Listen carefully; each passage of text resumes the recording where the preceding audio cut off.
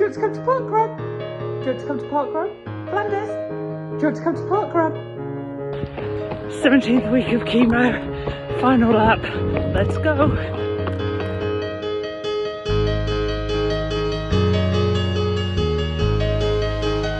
I had cancer 7 years ago, and then February last year, the height of being really fit and active and feeling great and running quicker than I've kind of ever run, I then found another lump. But in your mind, I think I'd only just had a mammogram 2 months before, so it's like, it can't be anything. It's obviously just something, you know, kind of dismissed it.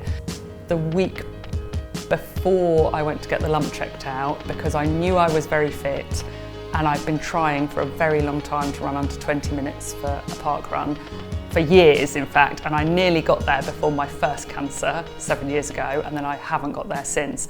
And I knew I was fit enough to run it, and I thought, if this lump goes badly next week, today is the only day I'm going to be able to run this. Like, this might be another 7 years before I get to run it.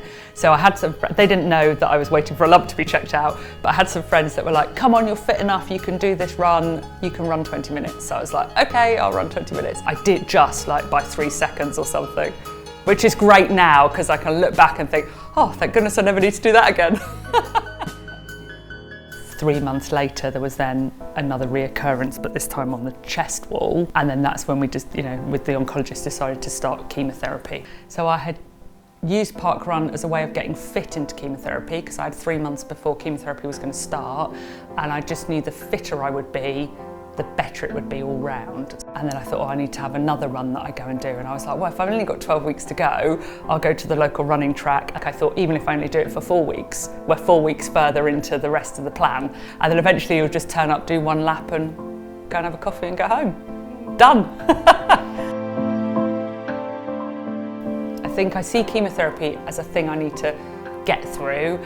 And I feel with all, I suppose, doing lots of endurance sport over the years, you'll train for a marathon and you'll follow a plan, and I'm very good at shutting out all the other noise. And I think I'm approaching this in the same way. You know, you want to stay strong and positive, I think, in chemo. And when you go to chemo, everyone's positive. Like, it's the most positive place in the week. You've got 20 other people in the room and everyone's going through their version of what you're going through, and everyone's got a very similar attitude.